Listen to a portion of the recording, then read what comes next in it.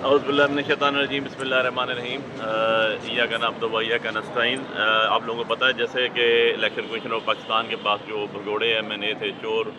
Mandate چوری کر کے ڈکیتی ڈال کے جو مینڈیٹ جن کو ٹریبونل نے کہا ہوا تھا کہ فارم 45 سبمٹ کرائیں اپنے، تو فارم 45 تو سبمٹ وہ کرنے سے رہے۔ انہوں نے الیکشن ای سی پی میں، الیکشن کمیشن آف پاکستان میں ایک درخواست ڈال دی کہ ہمیں ٹریبونل پہ اعتبار نہیں ہے، اس کو ٹرانسفر کیا جائے۔ اس پہ الیکشن ٹریبونل نے جو ہے وہ آنن فنن نہ دن دیکھا نہ رات دیکھا، اسی ٹائم ایڈمٹ کر کے نوٹس کیا اور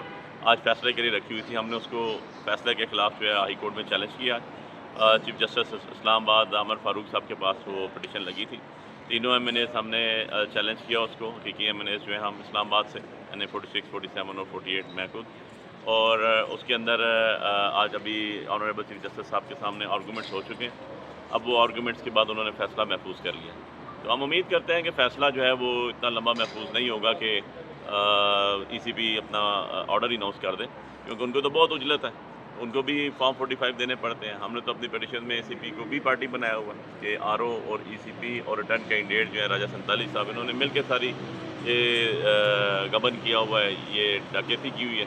سو انشاءاللہ جو ہے ہمیں امید ہے کہ یہ ہوگا، اور باقی ویسے میں کہتا ہوں کہ بکرے کی ماں کب تک خیر منائے گی، فارم 45 تو راجہ صاحب آپ کو لانے ہی پڑیں گے، ٹھیک ہے۔ اب آپ نے جو یہ منہ پہ غلط ملی ہوئی ہے، یہ تو آپ کو اپنے انجام تک پہنچانی ہی پڑے گی، اس کو آدھے میں تو ہم چھوڑیں گے نہیں۔ آپ ایک جج کے پوائنٹ پہ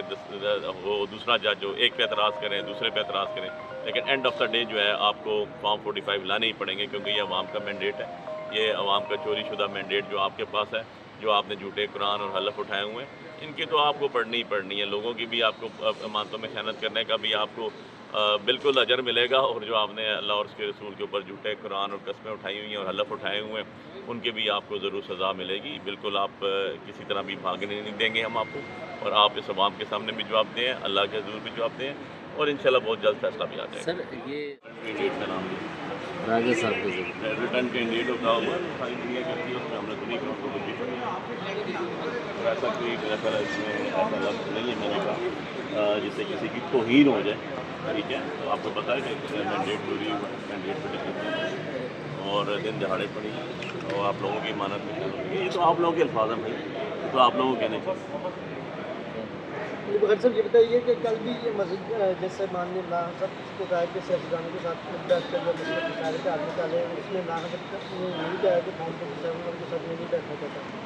جب نہیں بیٹھوں گا کہ میرا مینڈیٹ میرا چوری ہے، کیا کہیں گے مینڈیٹ کی ریکور وغیرہ ہوگا واپس ملے گا؟ لیکن یہ مینڈیٹ جو ہے وہ سب کو پتہ ہے، فارم 45 اٹھا کے ہم بیٹھے ہوئے ہیں، اور فارم 47 والے جو ہیں ان کا جو ہارے ہوئے لوگ ہیں، جن کے عوام نے جن کو ووٹ نہیں دی، عوام نے جن کو ریجیکٹ کیا، یہ وہ لوگ سارے کے سارے جو ہیں وہ آپ نے ایوانوں میں بٹھا دیے ہیں، وہ بیٹھے ہیں، ان کی کیسے بات ہو سکتی ہے؟ ان کو تو مینڈیٹ ہی نہیں۔